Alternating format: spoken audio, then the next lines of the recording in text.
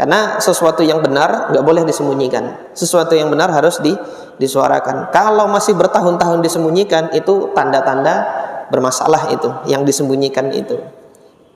وَمَا لَنَا أَلَّا نَتَوَكَّلَ عَلَى اللَّهِ وَقَدْ هَدَانَا سُبُلَنَا. Nah, kemudian kembali kepada dakwah sembunyi-sembunyi ya. Dakwah sembunyi-sembunyi itu dilakukan untuk melihat maslahat dan mafsadat kalau dakwah itu disampaikan secara terang-terangan. Tetapi yang namanya kebenaran nggak boleh disembunyikan terus. Kalau sekian lama dakwah masih sembunyi-sembunyi, itu ada masalah itu dengan sesuatu yang didakwahkannya. Ini salah seorang yang saya kenal. Beliau mengkritisi ada pola dakwah tertentu oleh komunitas tertentu di Nusantara ini, di tanah air ini ada komunitas dakwah tertentu yang dari dulu sampai sekarang dakwahnya sembunyi-sembunyi terus. Dan beliau kemudian mikir, ketika berada di tengah-tengah komunitas itu, ini ada yang nggak beres. Saya dapat faedah dari beliau. Saya dapat faedah ini dari beliau. Jadi ketika melihat kok ini mulai dari Indonesia belum merdeka sampai sekarang Indonesia merdekanya udah 70 tahun lebih, dakwahnya masih sembunyi-sembunyi terus. Ini mau mencontoh nabi yang mana yang begini? Kalau memang itu benar, keluarkan. Kalau itu benar, serukan.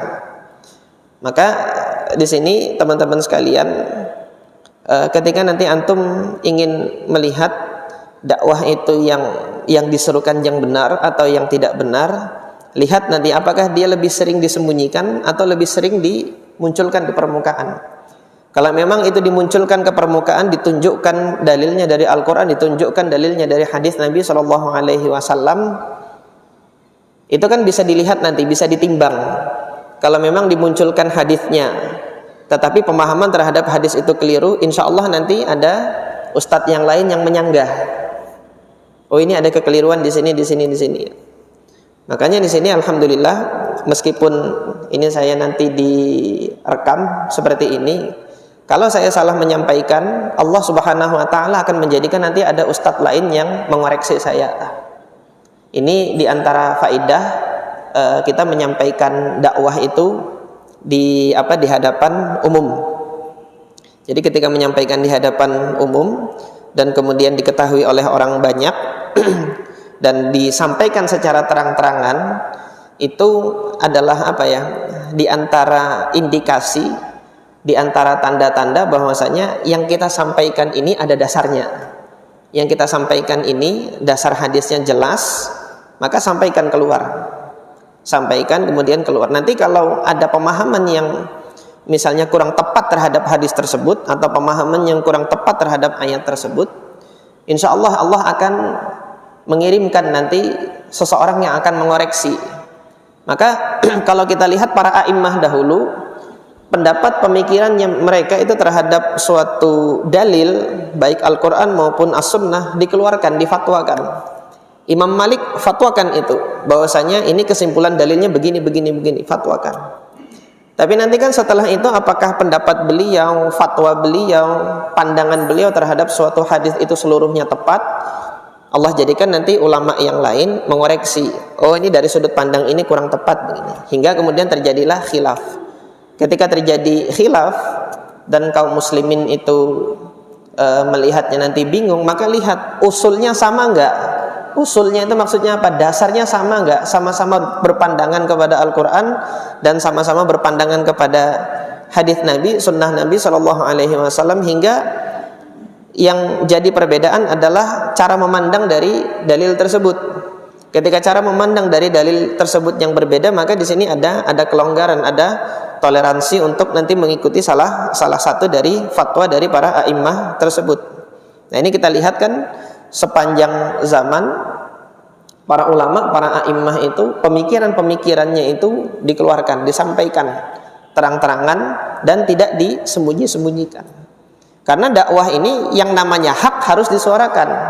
Yang namanya hak nggak boleh disembunyi-sembunyikan. Begitu nanti yang batil itu dikeluarkan, Allah nggak akan membiarkan kebatilan itu nanti dikeluarkan begitu tanpa Allah nanti mengutus seseorang untuk membawa yang hak untuk memadamkan kebatilan tersebut. Nah, ini faidah yang kita bisa ambil dari dakwah sembunyi-sembunyinya Nabi dan kemudian dakwah terang-terangan. Nah, maka kita lihat kan selama 13 tahun periode dakwah Mekah, yang sembunyi-sembunyi 3 tahun aja. 3 tahun ini di antara faedahnya adalah membentuk jaringan. Karena dakwah nggak bisa sendiri-sendiri. Dakwah ini nggak seperti Satria Baja Hitam itu kan. Ini waktu kecil mungkin kebanyakan nonton Satria Baja Hitam, jadi dianggap bisa menyelesaikan masalah itu sendiri aja gitu loh.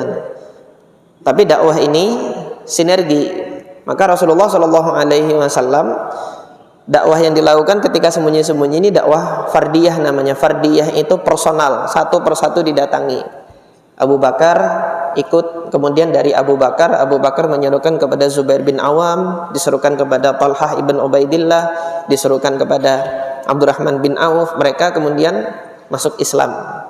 Hingga ketika sudah terbentuk satu komunitas jaringan yang dia itu kuat, barulah kemudian dakwah secara terang-terangan disampaikan. Karena sesuatu yang benar nggak boleh disembunyikan. Sesuatu yang benar harus disuarakan. Kalau masih bertahun-tahun disembunyikan, itu tanda-tanda bermasalah itu, yang disembunyikan itu.